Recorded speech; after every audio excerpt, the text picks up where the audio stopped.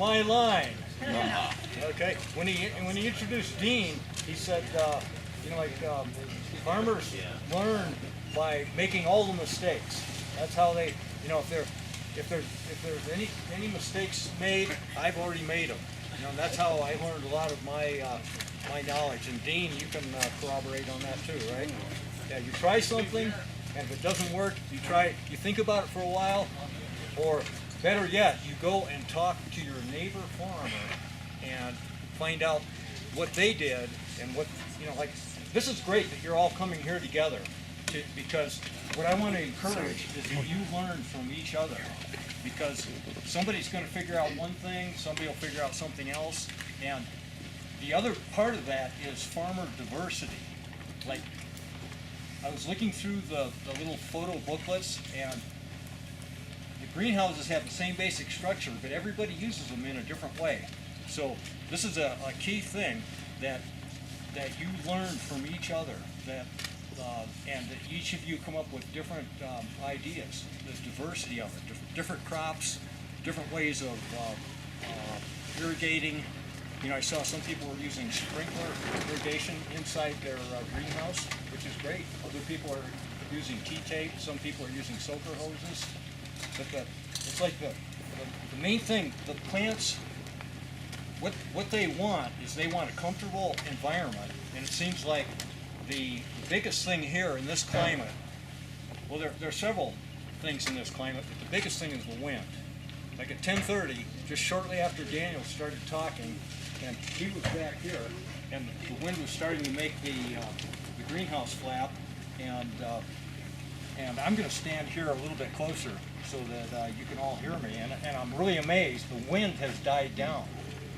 Like right now, this isn't bad. I had to put my jacket on earlier because it was getting chilly and windy, and you've got to think about your plants along those same lines. Your plants need a nice environment. They've got to have good soil, they've got to have water at the right time, they've got to have enough sunlight, and they've got to have freedom from competition with weeds. So these are all things that provide their plants if they want to grow a good crop. And Dean brought up some other really good ideas. Daniel was here and he said, I do this for the money. I'm in it for the profit and for making money farming. And Dean said that he likes to play around, he likes to try different things, he likes to experiment, and he likes what he grows. And I want to suggest that to you as growers. Grow what you like to eat, because you'll do a better job at it.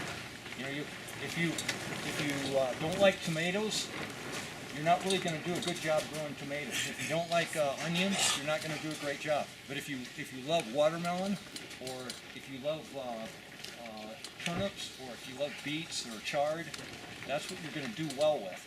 But at the same time, have diversity. Grow a lot of different things, and you'll find out what works best for you. Now, my experience is I grew up on a farm, and by the time I was 18 years old and left the farm, I said, never again. It was like I was done with farming. It was like, get up and milk the cows, shovel the shit, and work long, hard hours, hoeing the corn. I grew up in the Midwest. It was a dairy farm, and sometimes we had pigs, and we had the standard corn and soybeans, but we had some diversity. We were growing alfalfa hay for our cows. We sold a little bit of alfalfa hay, and we had oats for grinding into grains for our cattle. And so by the time I was 18, I was pretty sick of farming, and I thought I was going to be doing something else with my life. And I did that for quite a few years, but then slowly I got back into it. And on a different scale. The farm I grew up on was 160 acres, and we did a lot of custom baling for other people. When I got back into farming, it was on a much smaller scale. It's what I call the human scale. Instead of having acres and acres and acres and having 2, 3, 4, 5 tractors or even more, we mainly got by with a rototiller, or sometimes we dug things by hand. We used like a broad fork or a regular digging fork, and we had smaller gardens. So it seems like most of you are interested in growing food, good tasting food, healthy food, and on a smaller scale than the farms that you see outside of this valley here, this little Kulebra River Valley. So if you go outside of this valley, you see hundreds of acres of barley, hundreds of acres of alfalfa, hundreds of acres of, what's the other big crop here? Potatoes, that's it. Yeah, don't forget about potatoes. Okay. But most of you probably eat potatoes, and a lot of you probably grow your own potatoes. How many of you grow a good part of your own food? Okay, fair amount of you. Okay, grow your own food. That, in some sense, is going to work against you in being a small farmer, because your neighbors are going to be the same way. And when we started farming around Taos, one of the biggest things we ran into was marketing and how are you going to sell or distribute your produce. It turned out a lot of people in the Taos area had their own gardens, and they weren't so interested in buying from us at the farmer's market or a CSA because they were growing their own food. The farmer's market in Taos, when we got started, it's opened like the 4th of July, and Labor Day, that was pretty much it. It was over. It was at the county courthouse, and we went to that farmer's market, but now it has expanded to, it starts in May, and it goes until Halloween. So it's gotten longer on either end, and there's a lot more diversity. In the beginning, there were just a few small farmers, and this was like maybe 20 years ago. And this is something that may happen in your area, it may not. Like Daniel mentioned that too. He said if you're in a more upscale area, you're going to have more markets for your produce. There'll be restaurants that want to buy produce from you, and there'll be a good farmer's market. What do you think of the San Luis Farmers Market? Is that a good thing for you, or is it not so? Well, we just got started. You just got started. Okay, so there's the beginning. Yeah. How many vendors come to that market?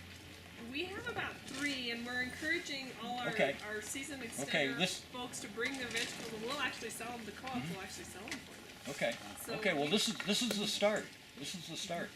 The Taos Farmers Market was like that 20 years ago, and now there are, I'd say on the busiest weekends there are like 50, 60 vendors there selling a huge variety of different crops. There's everything from honey to beef to eggs, lots of produce, flowers, all kinds of things like that. And you just have to develop in your own community you just have to get people interested in buying really fresh produce. Like if you went to the local stores now and bought some lettuce or salad that got imported from California or Mexico, what would that be like? What would it look like to you? Expensive. Like Expensive. It's expensive for one thing, and not very good. You may, if you bought some baby greens or something, you may have to pick through it and sort through it, get the little black pieces out, and it was clean originally, but it is anywhere from a week to 10 days to maybe even 2 weeks old. And the advantage that you have is fresh produce. It's like you harvested it that morning or the evening before, and you take it to the farmer's market, and that produce is fresh, it's full of energy, it's full of life, and people will be wanting to buy that.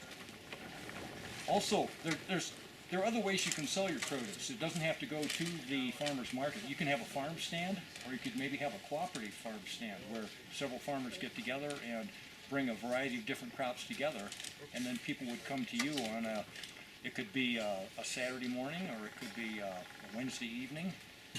So these are some of the things that you folks can do by talking with each other, getting ideas and giving things a try.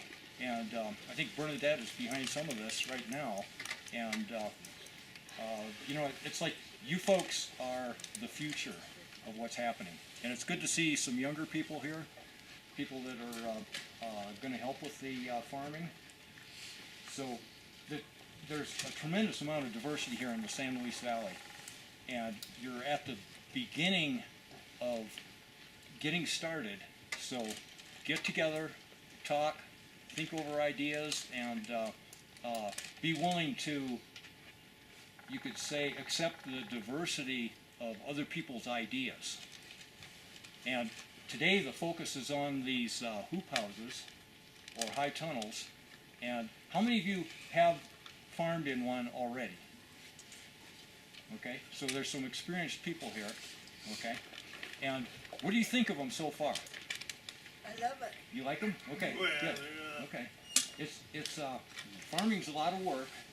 There's a lot of fun too to work on this thing. Yeah, it's a lot of work to build one of these. I'm helping build one right now at Taos Pueblo, and we don't have the plastic on yet, but we've got the steel up, we've got the end posts up, and we put the baseboards in like last week, and the ribbon board, and so we're getting close to putting the plastic on. The next step is putting the plastic on the end walls, and then put the plastic on the top, and then we're going to be ready to put starts in it, and we're going to be ready to plant part of it, and that's the direction we're headed right now at Taos Pueblo. So this kind of hoop house is a new experience for me.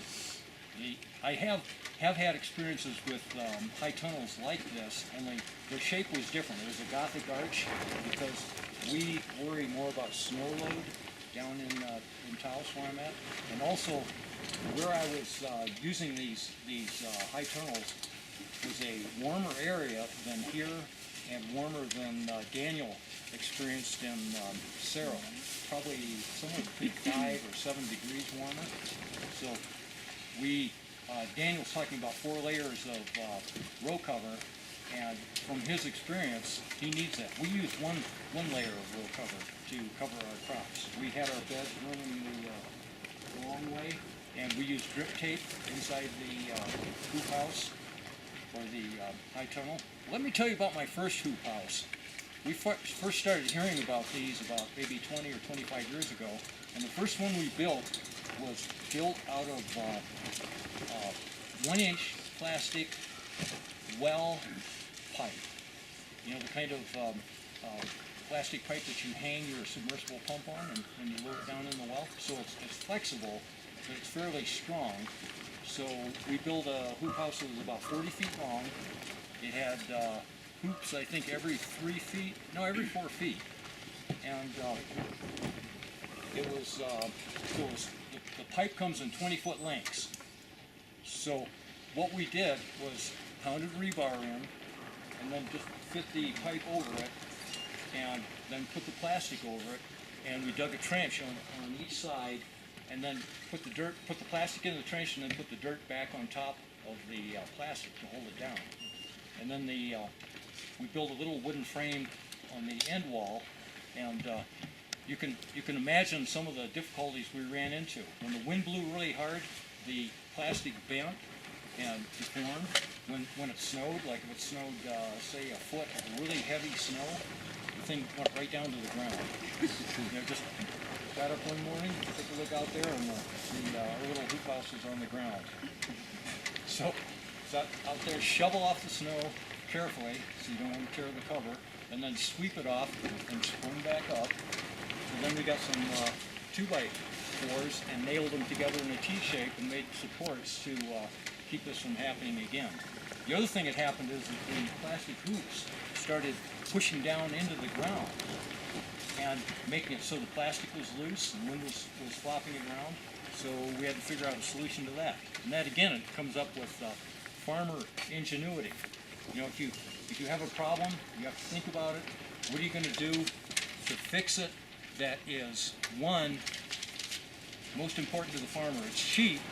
2, it doesn't take a lot of labor, and 3 is effective, it works. So we just took little pieces of plywood, cut a slot in it, and then lifted up the plastic and slid the slotted piece of plywood in, and then set the plastic down on them again. So, like I was saying earlier, as a farmer, we learn through our experiences, or in other words, through making mistakes.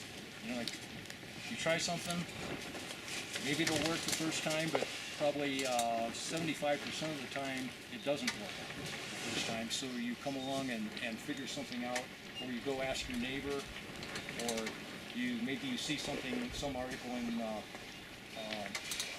a farming magazine. There was a really good publication called Growing for Market, and that publication really helped us out a lot because it was small farmers like you who were dealing with the same problems day in, day out, and they actually published this in a newsletter form, and we got a lot of good ideas about all kinds of things: marketing, harvesting, soil fertility, greenhouses, hoop houses. So, let me get some feedback from you. What specific things do you want to hear about from me? Like I'm probably going to talk another 10, 15 minutes, then we'll have lunch, and then I'll talk a little bit more after lunch. So what are some of the, there's a whole list that I've got here that I could talk on, and talk about livestock in your hoop houses, or selling to restaurants, or using heat mats for starts, ventilation, drip irrigation, how we did ours, shade cloth, row cover, greenhouse construction. I could talk a little bit about a CSA or a hotbed, soil fertility, compost, tillage, storage for your produce, weeds. Everybody's got weeds, and then insects. So let me hear what you'd like to You know what, hear. Bill, Melinda used to come out and get this manure from us, Yep. you know, these little pies, Yep. and soak them. And so explain to me the whole process of that. Okay, you're talking about manure? Manure that was dry, and she'd go pick out specific ones. I don't know. Yeah. Okay, and then she would put them in water, Okay. and then what happened to that I think she was making like a manure tea. tea? And so And where using did that apply? She put it on starts. Okay. Mhm. Okay, so what's the process of that? Is it just you just let Okay, it? well, I can explain something that's even beyond that. I got involved in biodynamic agriculture. How many of you have heard about biodynamics? Okay. Okay, and it's a whole nother realm, but it's a very practical one. But at the same time, it's I don't know. You could say esoteric because it's kind of hidden.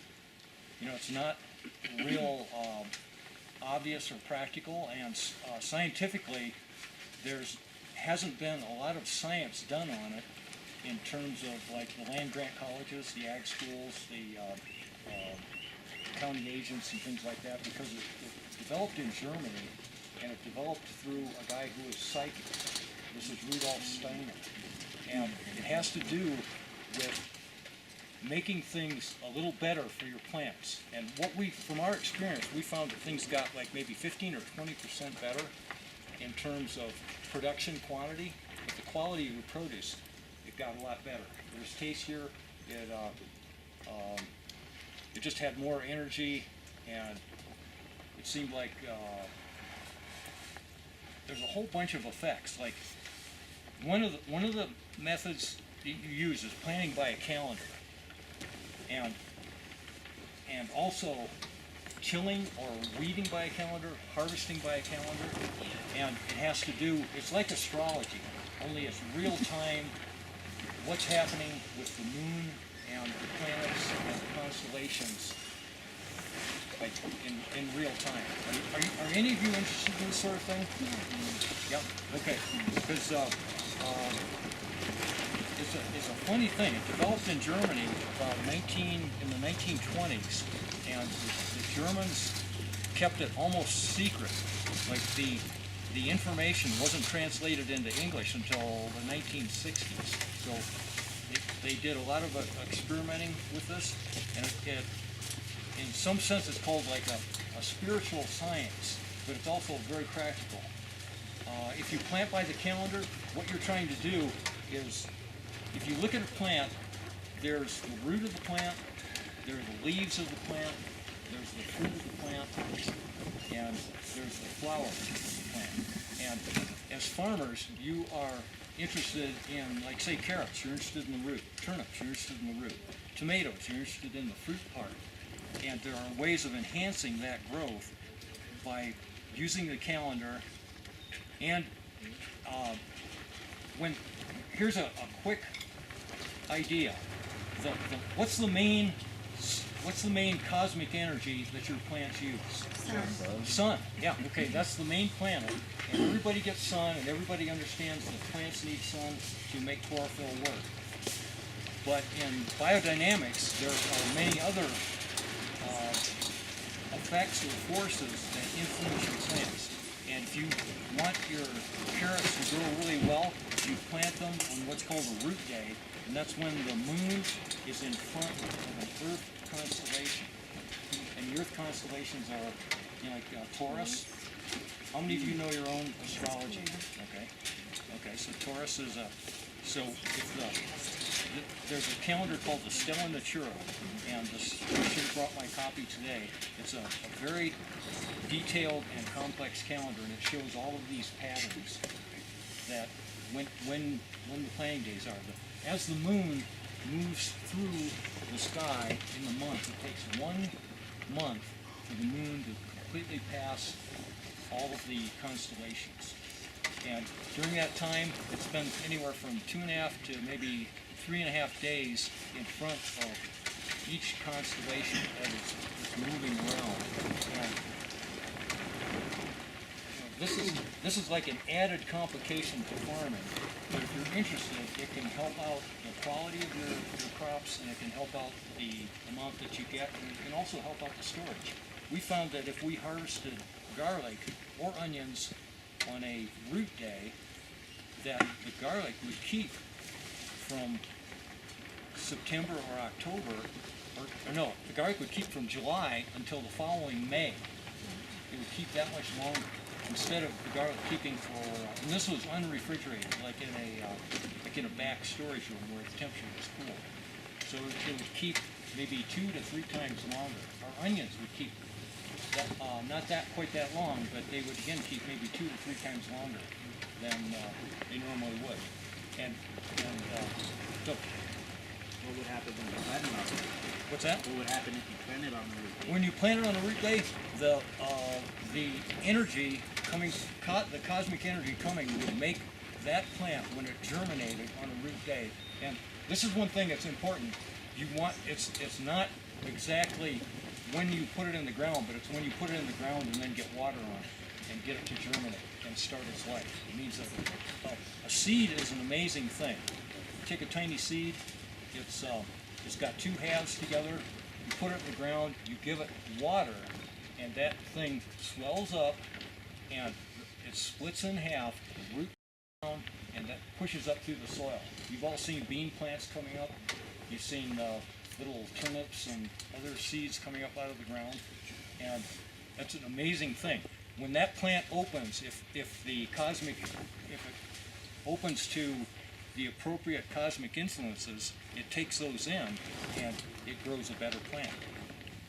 It grows a better plant. And one way to think about it, the woman who originally came up with this calendar, she planted radishes every day for a couple of months, starting, like as early as she could plant them in probably April. And she planted radishes every day. And she weighed them, she looked at them, and it took her a couple of years, but she figured out that if she planted radishes on a leaf day, they grew really nice leaves. They were bushy little plants, little scrawny, misshapen, not very good looking radishes. The radishes she planted on a root day made a nice, plump, round radish. The leaves weren't overly big or bushy. The one she planted on flower day tended to bolt and go to seed. So it's something that she figured out from her own experience. And she's the one who originated the idea of the calendar. So it's an interesting thing. Now, let me explain that farming is complicated enough, and this is an added complication, but if you're at the point where you're interested in this sort of thing, I would say go ahead with it. You know, look into it, and look into using a biodynamic planting calendar.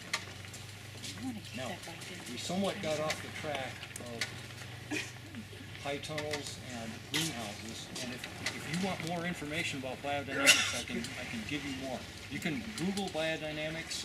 You can look up the Josephine Porter Institute, which is a source of getting books and information and the planning calendar, and getting also some of the other preparations. There are things like corn manure, which is a preparation that you mix up and spray on your soil, and it enlivens the soil energetically and with soil bacteria. Could you say that one again? It's called horn manure. Corn, H-O-R-N? H-O-R-N, because it's made in a horn. And it takes, you take cow manure, fresh live cow manure, take a cow's horn, which on a cow acts like an antenna. You know, it's picking up cosmic energy all the time. You pack cow manure into a cow horn, buried in the ground, and it stays in the ground from, say, September until June, from the equinox until the summer solstice, about 9 months. And then you take it out, and what you have is like a homeopathic remedy for the soil. You can take a small quantity, like about this much, like an ounce or so, and you can mix it in water, and you can spray it on a whole acre of land, and it's going to make your land more alive. You'll see more earthworms, you'll see better soil tilt. So again, these are things that are out of the ordinary. They are not the standard things that you will get from the land-grant colleges from New Mexico State or Colorado State, and it's more of a, go ahead. I was just going to say that Paralandra Gardens and Michelle Small-Wright works with us, and there are publications, information from there too that are really helpful. Well, that's probably about enough for biodynamics right now, but if you have more questions, come and ask me about it, and I can tell you about our experiences. Now, Let's break and eat while you it's want to take a break? works at the Okay. hospital. Okay, so what do you folks want to talk about? About weed control. Weed control, okay. Daniel mentioned that, you know, weed control is pretty easy in a high tunnel because you can do it in a couple of hours, unless you've got serious problems with things like binding. It's mainly hand weeding or using a wheel hoe. Are all of you familiar with a wheel hoe? The modern ones come with a small pneumatic tire. The old-fashioned ones have the big steel wheels, and they have a variety of different blades you can put on. The modern ones have the oscillating hose. The old-fashioned ones have multiple, like cultivator blades, and you push it along. You know, you push it along, you develop a rhythm of just working through the soil, and it cuts off the weeds. You can do your pathways with the wheel hoe, but in the beds, if you're growing things like lettuce, you've got to control that by just picking out the weeds. And having a hoop house is a little bit different, and working inside of one, or a high tunnel, is a little bit different than being out in a field, because you're going to be looking in this house almost every day. You're going to be in the greenhouse, you're going to be checking to see if it's got enough water, you're going to be rolling up the sides, and you know, there's this old story about the best fertilizer for a farmer's field, it's his footsteps. Which means he's out there walking his field every day, and he's seeing what's going on. And if he sees an invasive weed, he pulls it immediately. So the same thing is true about your greenhouse. You need to be out here and keeping track of it, or it's going to run wild. And it could be a weed problem, it could be an insect problem, it could be a fungus problem. So you're keeping a good close look on it is really important. And that should be, you know, just it's common sense. You know, some of the things that I was thinking about and writing down here. Farmers survive on common sense, and they also survive on the ability to, you could say, pinch pennies, or to get something done by using the least amount of money. Now, the handout that the NRCS provides says that a hoop house is a fairly inexpensive solution to like the problem of increasing your growing season or having a protected environment for growing crops that can't take the environment here. And how many of you think that buying one of these is pretty cheap? It's really actually, it's a fairly good expense, and it's great that the NRCS is providing money that you can buy these with. Because if you were farming on your own and you had to put out all the money to buy one of these and to put it up, it would be a substantial investment. And along those same lines, if you look at the photos that are over there on the table of other people's greenhouses, the ones that impress me the most are the ones where the people really utilize the full space really well. You know, like it's just like solid green. There's a little narrow walkway, but mostly it's crops. So that's another important factor in getting the most out of your greenhouse is laying it out so that you make the best use of your space. Because it's a protected space, protected from the wind, protected from somewhat from the cold, and there's several. Well, there's two main ways of laying it out to make the best use of your space. And one is just a standard straight bed, and you have to decide for yourself how small a space you can work in. And that's having a bed and a pathway, a bed, a pathway, a bed, a pathway, right up to the walls. And you can't really have a pathway right up here against the wall because there's no room to walk over here. So your first bed is going to be right here, and then how narrow of a path can you have to work? Like from my own experience, out in the field, we had 4-foot wide beds and a 1.5-foot walkway, and that gave us enough room to be able to move up and down the pathway to get by other workers when you were, several of you were working and harvesting in a bed. A 4-foot wide bed allowed you to reach in 2 feet from either side to harvest your crops, whether you were cutting lettuce or spinach or pulling beets or radishes or turnips. And in the hoop house, we made it smaller, narrower. We made the beds only 3 feet wide, but we made the pathways narrower too. We made them only 1 foot wide. So what are some of your experiences here? How have you laid out? Well, I laid it down 32, the pathway is 32 inches wide. Yeah, 32-inch wide bed. Yeah, and then the rows were about 18 inches. Okay, about 18 inches of walkway. No, about 32 inches because the plants got real big, like tomatoes. You couldn't So even they're walk through pushing. there. Yeah, they're pushing You could out. walk Okay. through there, so Yeah. that's why I made it that way. And I had pretty, space to walk back and forth, and even to grow the plants and all that. So it worked out pretty good for me that way. Okay, Anyway, you use soaker hoses too. Yeah. Irrigate. Have any of you used T-tape in your tunnels? T-tape? Yeah, T-tape, that's what Daniel was talking about. It's a plastic tube, and when you buy it, it's flat on a roll. He was talking about a 6,000-foot roll. You know, it's about this big around. It weighs, I don't know, 80 pounds or so. And it has little slits every foot or every 8 inches, and those slits let water come out when you pressurize the tube. So this is what I'm familiar with, and this is what I used. And so none of you have used T-tape ever? Have you seen it at other people's farms? Some. Okay, so Some, but it's something new to you. So the problem that I had is it seemed like it was pretty easy to plug up the slits in it. the emitters, what kind of water did you use? Were you using well water? Well, it's well water. Well water, okay. So that was a problem, and the filter didn't seem to do enough. So And what was plugging it up? Was it minerals or sediment? Okay, minerals, okay.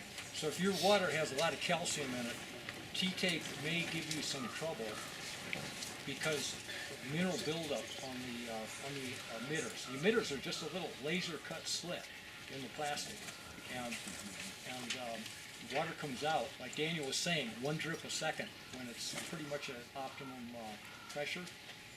If you don't have enough pressure, the water will come out closest to where it comes in, and it won't go all the way to the end. But if you have enough pressure, the water goes all the way to the end. The T-tape, which is flat to start with, opens up into an oval shape. that is about the right pressure, an oval shape. That's one way you can tell the pressure. If you get too much pressure, like Daniel said, you can blow the fittings apart. Yeah, he mentioned that it takes about 12 pounds per square inch. A little bit more like 15, I think, to get. Well, there are some soaker hoses that only take 12, and I started with those. They make them out of the tire retread. Right. They're a pain in the butt. You don't like them? I don't like them them at all. I tried them and I didn't constant- like them either. They don't even make the parts to mend them. So they're a constant pain. But there's another soaker hose. It's a flat soaker hose that takes up to 80 pounds per square inch. So that wasn't an issue Now, with does my that well. one put out a stream? You can flip them over though, you know. Okay. Well, this one was flat, and it just stroked out It's of one pretty big one too, end. right? Now it's about It's about that big. Yeah. thick. Okay. Yeah, I don't have any experience with those. Yeah, I really liked that one. It worked well because I'm gone a lot, so I have to leave it Do you irrigating have a by timer? itself. I have a timer. You have a timer. Okay. Now Daniel said he never uses timers. Yeah, I talked to him Timers about with it. Yeah, valves. because he I- has people there all the time, but I'm gone. Yeah. So I need to have it irrigated when And I'm gone. it's important that the water be just right. Yeah. You don't want to waste your water, but Well, you want to make those sure to soaker get one. hoses too, they have a little. I forget what it's called. You just put it inside the Oh, hose, it's a little screen. Yeah, it's a little.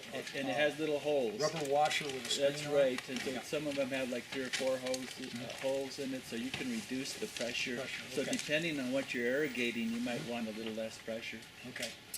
Well, let me tell you how I dealt with pressure problems on my drip tape. Like Daniel was saying, he was saying something like 0.67 gallons per minute per 100 feet. Well, I work it in a different way. I say 40 gallons per hour per 100 feet. And your average well, like if you've got like a three-quarter horsepower submersible pump, it'll put out somewhere in the range of 15 to 20 gallons a minute. That's like when you open up the hydrant and you get a good steady stream. You can measure this. Just take a 5-gallon bucket, open up your hydrant, and see how fast it fills that bucket. You know, if it takes, say, 20 seconds to fill a 5-gallon bucket, okay, you're going to get 3 of those buckets in a minute. There's 15 gallons a minute. And that 15 gallons a minute works out to be 900 gallons an hour. And it takes somewhere in the range of about 25 to 28 100-foot runs of T-tape to completely use all that water. And that's how we figured out how much T-tape we could run at one time with our pump. We had an electronic timer, and it would shift from zone to zone depending on how we set it. And we actually ended up irrigating at night because we wanted to reduce the evaporation. Go ahead. Daniel mentioned that he does some of the fertilization with some of this irrigation system. Right. Wouldn't that? It seems like that would have a tendency to plug it up too, just like calcium. You know, I don't have experience with that. I've never done fertigation, and that kind of has to do with my philosophy. Daniel has a different philosophy than I do with soil fertility. He seldom does soil tests, and what he does is he calculates what he thinks the crop is going to use, and then he puts that amount of fertilizer on. What I do is I figure what is going to make an optimum soil. I take a soil test, check out what it's got plenty of and what it's deficient in, and I add minerals or I add compost to get my organic matter up, and so I have my soil at its optimum, and the optimum is good for almost any crop. You know, corn may grow a little bit better if there's more potassium, but I can grow any crop on my soil without having to worry about foliar feeding or fertigation. So it depends on how you want to deal with the situation. And different farmers have different ways of doing it. Daniel does it one way, and I do it in a different way by using soil tests pretty regularly. Any other questions or comments? Okay. What happens if you don't use fertilizer at all? I mean, we didn't Okay. last year at all. It depends on your soil. You know, the first thing I noticed when we drove up here and we parked over there behind that shed, opened the car door, and I looked down at the ground. You know, it was a field last year. It looked like it had barley or rye or something. Yeah, I planted oats last Yeah, you had oats in there. Okay. Well, I looked and I said, pretty good soil. You know, it was dark. It had good organic matter in it. You know, it looked good. have you had your soil tested? No. No, okay. Because when you test your soil, you'll find possibly there may be some of the major nutrients or some of the minor nutrients missing. And you can optimize your crops by bringing those levels up. Does that mean they're not organic, if you put all kinds of fertilizer? Well, it depends on where you get it. I bought at both Pool and at the Monte Vista Co-op, and they have the fertilizers that can be used in situations where you want to get your farm certified organic. You know, you can buy the what you need when you get certified organic is you need mineral fertilizers, not chemicals produced in a chemical plant or treated like superphosphate or nitrates that are made from ammonia. What you need to buy is the minerals that will provide what your soil needs, and you can get those. You just have to be fairly careful in how you select things. You know, they have things like copper sulfate if your soil needs copper and sulfur. You get elemental sulfur and put on your soil. Now, are you thinking of becoming a certified organic producer? Oh, we No, don't even just know what we're organic, doing. yeah. I mean, we still don't know exactly what we're doing. Yeah. We've only done it 1 year. Our farm was certified organic for about 5 or 6 years, and then the federal government got a hold of it, and they made it so complicated and so expensive that we said it's not worth it anymore. Yeah. And by that time, we'd built a reputation with people that we didn't use chemicals, we didn't use herbicides, we didn't use pesticides, and so we didn't really need to be certified organic. So again, I it's just up. want to It's up. interject on the It can be an getting advantage. that relationship with your purchaser. We had the same thing with the co-op. We can't certify organic for beef because it's too much red tape and it's too expensive. Yeah. But people want to know how were they treated, Exactly. what were they fed, blah blah blah, and then once they have that trust with you, they're seeking you out versus you seeking them out. Right. This is kind of gets a little bit into CSA, and like Daniel was explaining, CSA is a community-supported agriculture, and there's a couple of different ways that CSAs work. Sometimes the consumers, the people that want the food, get together, and they find a piece of land, and then they hire a farmer, and then they tell the farmer how they want their crops grown. And I haven't worked in that direction. I've been more from the farmer-directed kind of CSA, and we use the idea of a CSA as you could say a marketing tool, where we decided what crops were going to be grown, and we decided what quantity people were going to get, and we did the organizing. We came up with the land. We came up with the labor and the materials. But it was a way of a CSA is a really social kind of a thing. Once or twice a week, you get to meet, like depending on how many members you have, anywhere from 50 to maybe 100 or 120 different people like you that are interested in good food, and they want it locally grown, and they want it to be grown without chemicals, and you get to talk with those people. I really enjoyed our CSA distribution days because people came to us. This is another way that we directed it. We didn't take the food to a town.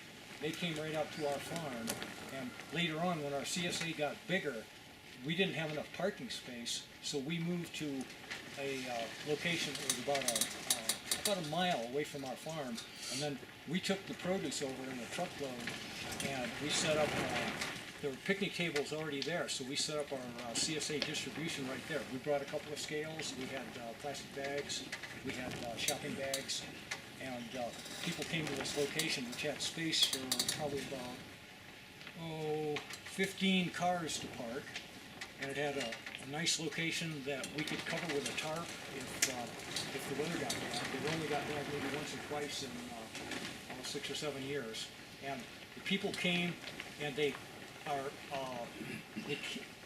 started at 1 o'clock and it went until 6 o'clock. So we had time for people to come in the early afternoon, or they could come after work. They finished work at 5, they could come in at 5:30 or 6 o'clock. But they might not get the best choice of things, because the early people, they were there and they were serving themselves too. We had the produce in coolers, in bags, in big, the 13-gallon plastic bags in coolers with the blue ice, so that people could, they could pick out the bunches of turnips, or they could pick out the carrots or the onions or whatever from a cooler, and some of the things were counted out, like bunches of carrots, like maybe you got 2 bunches of carrots this week, and maybe you got 3 onions, and maybe you got a 3/4 of a pound of salad mix, or a 1/4 pound of spinach, and people would weigh that out themselves. And we had really great success with that. That gives the customers, you could say, involvement and control. We did not pack boxes for people, because that would have taken us too much time and would have been too much labor. And it was great for me to be there and interact with people, check them off on the list, answer any questions, especially questions they had about the produce, get to know them as people, get to know who their kids were, what their interests were, it was a really social thing, and I enjoyed that. It was the same thing with the farmers market. I probably got more entertainment and enjoyment out of going to the Saturday morning farmers market than most people there, because I mainly had my produce on a table here and another table like this, but about half the time I was out on this side of the table talking with people and saying, come on over and pick me up these flowers, or we've got some really nice tomatoes today, or you should check out our garlic. The garlic's got the best flavor. So it was a kind of the life of a farmer. A lot of times, you people that are already farming, you're isolated, you're out in the field, you got like one thing on your mind. Actually, you got more than one thing on your mind. You got one thing you're doing, you got about 20 things on your mind, and it can be a little bit isolating and a little bit removed from the rest of society. But when those days of the CSA come along, or the days of the farmers market, what do you think of the farmers market, Suzanne? Did you enjoy it? Yeah, you know what? I'm going to tell you, you learn so much from your customers. It is amazing. I ran CSA, dairy for 12 years, and I'm telling you, I am probably a nutritional expert now from all the information that my customers imparted to me. Yeah. It People was come so. to you. Yeah. It's just like you get a PhD in it. The people come to you.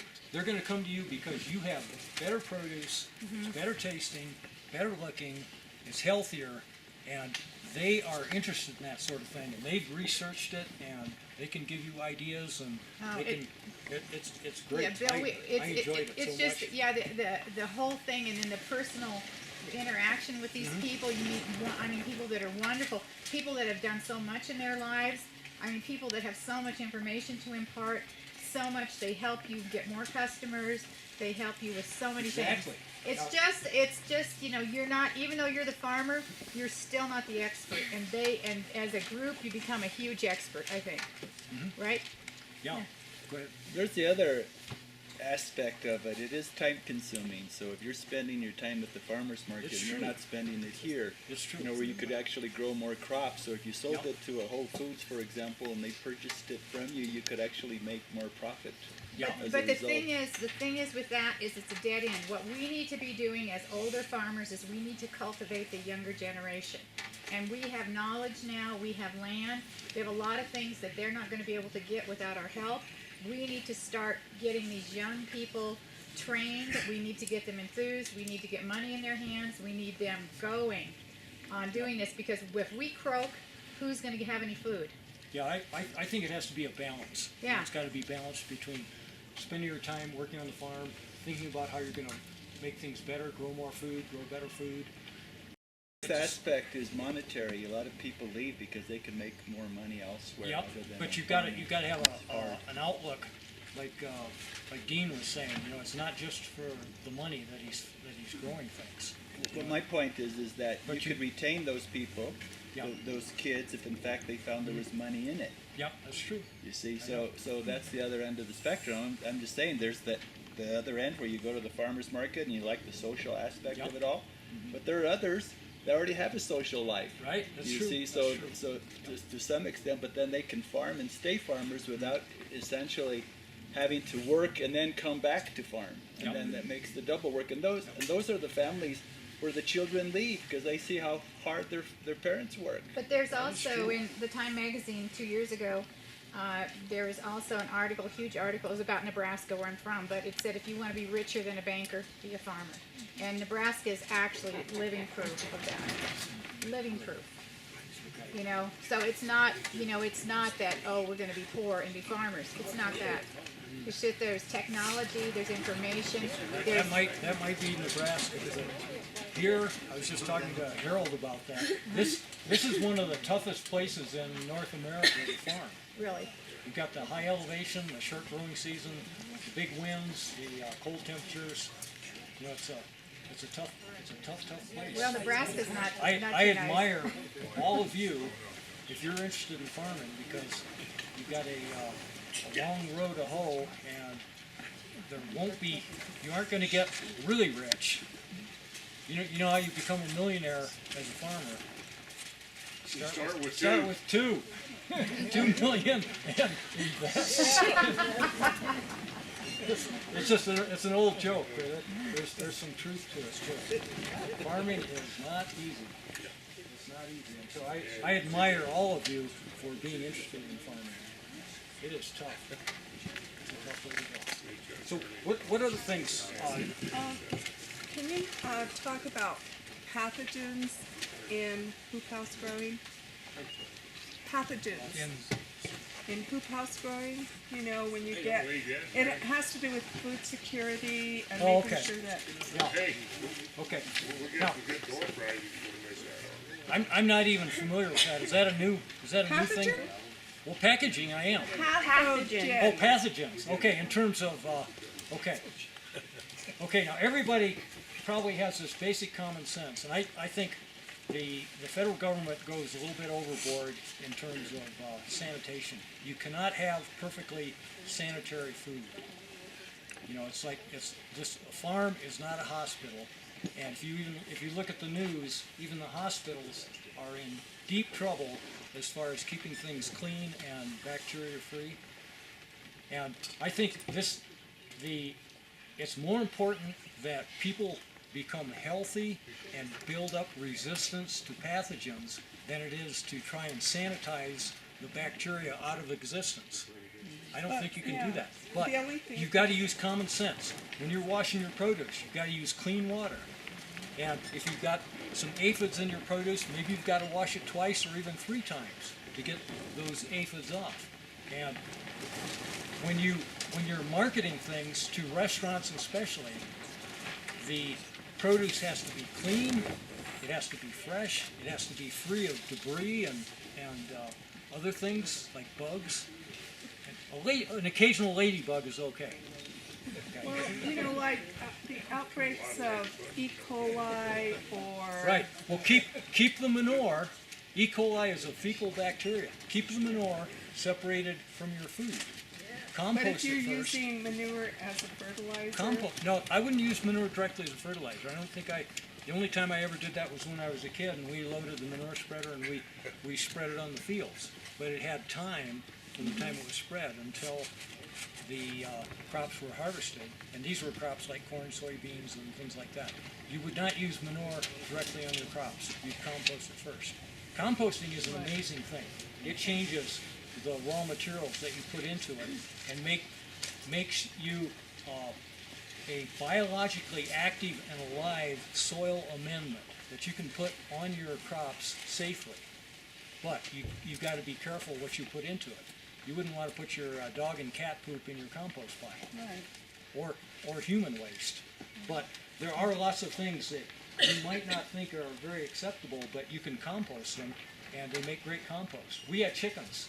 When we butchered chickens, we put the feathers, the guts, the heads, the legs, we put those in the compost they were gone in about 2 weeks because they were really rich in nutrients, and the microbes in our compost pile just loved those things.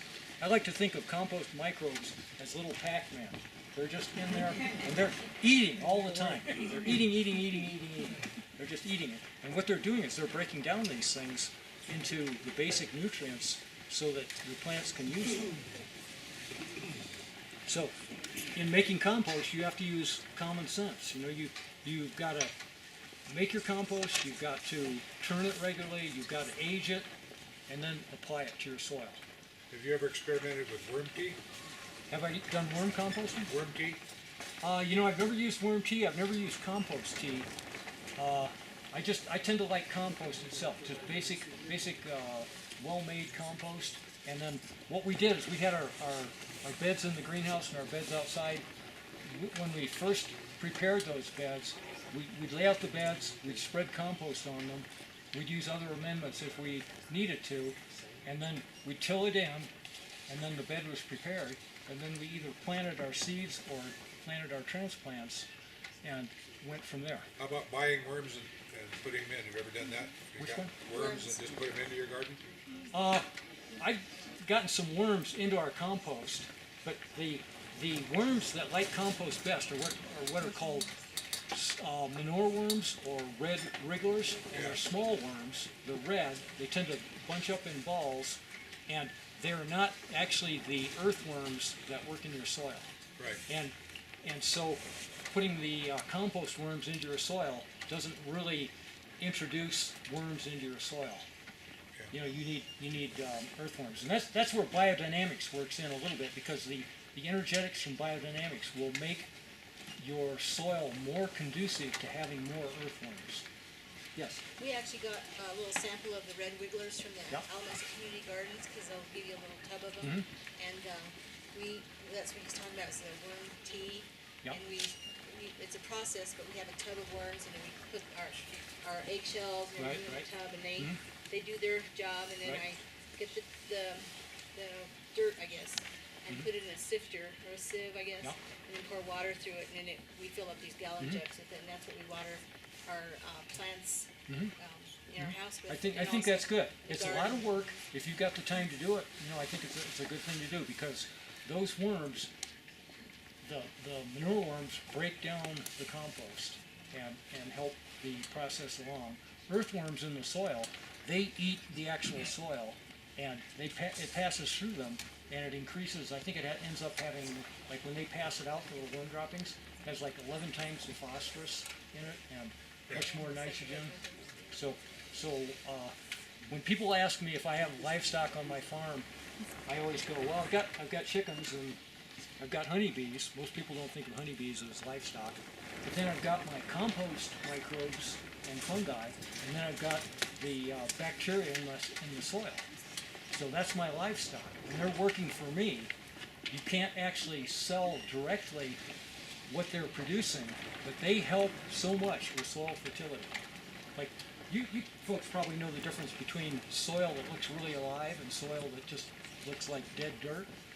You may not see it that much in this valley, but if you go out into the main San Luis Valley and you find a field that's been heavily fertilized, heavily sprayed, the soil texture is different. And if you pick up a clod, I love doing this. This is a rock. If you pick up a clod and break it, look for earthworm tunnels in it. See if, and if you've got a clod this big and you break it down, you should find 7 or 8, 9, 10, 11, 12 earthworm tunnels where the worms are working through it. But in a place that's been sprayed a lot, or if they're putting anhydrous ammonia in, what do you think that anhydrous ammonia does to the earthworms and the soil bacteria? Well, it's curtains. It kills them dead. And those earthworms and soil bacteria, they will work for you. They will make your soil better. They improve it. They improve the water holding capacity. They improve the tilth of the soil. It's easier to work. Like where I grew up, that farm in Ohio got sold to a farmer that used heavy chemicals. And I remember he had dug a trench to replace some of the clay drainage tile. And I looked at that soil, and that soil was solid soil. It didn't look like farmer's soil. It looked like a construction material. something that would make great adobes for building a house. You know, it was dense, compacted, when I was a kid, I thought soil was soil, but really good soil is about 50% minerals, it's about 25% air, and it's about 25% water. It's got all those things in it. And if it doesn't have the air in it, if it doesn't have the water in it, then it's this 50% compacted, it's adobe, it's a building, a construction material. So when you're working with your soil, try to avoid compacting it too much because you're squashing the air out of it, because the plant roots need air, the soil bacteria need air, the earthworms need air. So treat your soil gently, and really excellent soil has a one thing I can kind of liken it to, when it's got the right amount of moisture in it, it's almost like a really rich chocolate cake. You know, it's kind of soft and spongy. It's got that really nice tender texture. You can pick up some soil and you can easily break it apart. It isn't cloddy. It's a beautiful thing. And you've got to work hard to get your soil that way, and it's fairly easy to destroy it. Drive a big tractor over it, squash it down. Like you see the tire ruts out in the field sometimes, they're this deep. How did they get that deep? They squashed all the air out of the soil. Any other questions about soil and fertility? I could talk about that for days and days. Any? Do you use a rototiller in your high tunnels? You know, I do. And you got to be a little bit careful because it's producing a fair amount of smoke and gas, and you might want to have the sides rolled up. Be very careful with tilling along, and you know, you can easily lose a lot of hide on anything that's sticking out. When I built mine, I cut both heads off and made it so that it's easy to That already happened to me already. use the rototiller. Have you used a rototiller? Yeah. Have you gotten snagged? Yeah. Yeah. Yeah, it's tough. I'm gonna cut them off now. You know, you need him to hang his coats on. No, we gotta put them off because I kill myself all summer long. In the head? Well, once in the Yeah. head. It's good to make the inside of your greenhouse as smooth as possible. It's also good on the outside too, because you've got that plastic covering over it. You know, tell me some of the things you've learned in building these greenhouses. Because I'm in the process of building one now, and my two previous greenhouses were a different style. They came from, they actually were built by a farmer. And this is an interesting guy. He's a farmer in New Hampshire, and he lives in a tourist area. So what is his marketing season? 4th of July to Labor Day. So he tries to have sweet corn by the 4th of July. Can you imagine that? Yeah, you can't imagine. But he tries as hard as he can. He does some transplanting of sweet corn. He puts some sweet corn out, and he puts 20-foot wide pieces of roll cover over it. And oftentimes he's got sweet corn by the 6th or 7th of July. And then when it gets to Labor Day, it's like it's done. Like all the tourists go home, and he just basically cleans out his greenhouse. He has tomatoes in it and peppers and stuff like that, and just takes it all out because he's got nowhere to sell it anymore. So he's got to make his living in those 2 months. So he wasn't really making it. So, and he's like a third generation of farmer. He said his father was a chicken farmer back in the 40s, and he said he tried that and didn't really like it. And so what did he end up doing? He builds greenhouses like this. He uses the exact same steel. He uses that 1.9-inch gator-clad steel, and he uses a different shape because he's in New Hampshire. They have lots of cold weather, lots of cloudy weather in the winter. He didn't want to have to take his cover off because the snow built up and didn't blow away or melt off, and then broke his greenhouse down. So he makes a Gothic arch, which is, it's got a little rounded spot on the top about this big, and then it's steeper, and it goes down to 4-foot sides and then straight down. So it sheds snow. So he doesn't have to worry about snow load in the winter. And he makes it stronger than this. This is called a clear span because there's no trusses. and his had trusses every other hoop, and it was a, you could say a triangle, like a kind of a flat triangle. It went over to the hoops, and then it had a couple of diagonals coming down, and then one piece coming down in the center. And it made a more rigid, a stronger greenhouse. And those are the greenhouses we bought because I guess we listened to a consultant talk at the New Mexico Agricultural yearly conference, and his name was Steve Moore, and he suggested getting these greenhouses from New Hampshire because he thought they were pretty much foolproof. And Steve Moore's experience with greenhouses was that he's probably had 20 or 25 different greenhouses. He had all the bells and whistles, heaters, dehumidifiers, humidifiers, all kinds of things. He had it set up electronically so that if something went wrong, the electronics in the greenhouse would call him at home at 2 a.m. and wake him up out of a sound sleep, and he'd have to run down to the greenhouse and fix things. Well, he after about 15 years of this, he had enough. And so he went back to the simplest, most basic design, and it seems like you folks are doing that too. You're going for something that's really simple, easy to take care of. You're not going to be woken up by that midnight telephone call going like temperature is 36 degrees and dropping.